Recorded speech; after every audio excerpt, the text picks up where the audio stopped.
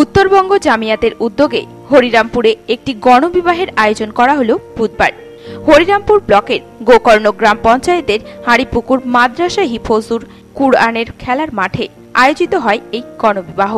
এদিনের এই গণবিবাহ অনুষ্ঠানে বিভিন্ন এলাকার প্রায় ৩০ জন নবদম্পতিকে মুসলিম শরীয়ত মতে যথাযোগ্য মর্যাদার সহিত বিবাহ দেওয়া হয়।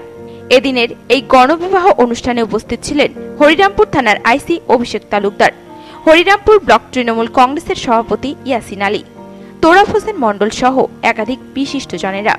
এদিন নব দম্পতির হাতে বেশ কিছু সামগ্রী তুলে দেওয়া হয়। মূলত দরিদ্র সীমার নিচে বসবাসকারী মুসলিম সম্প্রদায়ের মানুষজন, যাদের মেয়েকে বিয়ে দেবার মতো সামর্থ্য নেই। গণবিবাহের মাধ্যমে সেই সমস্ত মেয়েদেরকেই সুপাত্রস্থ করতে এই উদ্যোগ গ্রহণ করা হয়েছে বলে জানান হাড়িপুকুর মাদ্রাসার কর্ণধার তাজাম্মুল ইসলাম। আজকে গণবিবাহের একটা ব্যবস্থা করা হয়েছে।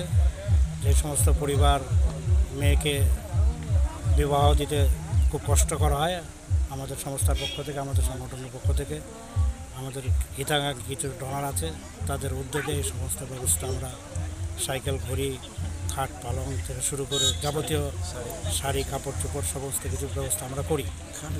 আজকে কতজনকে? আজকে আমরা 30 জনের বিবাহের ব্যবস্থা করেছি। 30 জোড়া।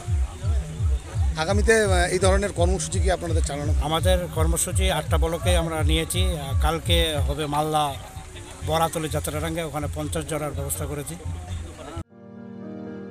হরিরামপুর থেকে শুভময় ঘোষের রিপোর্ট, নিউজ টুডে।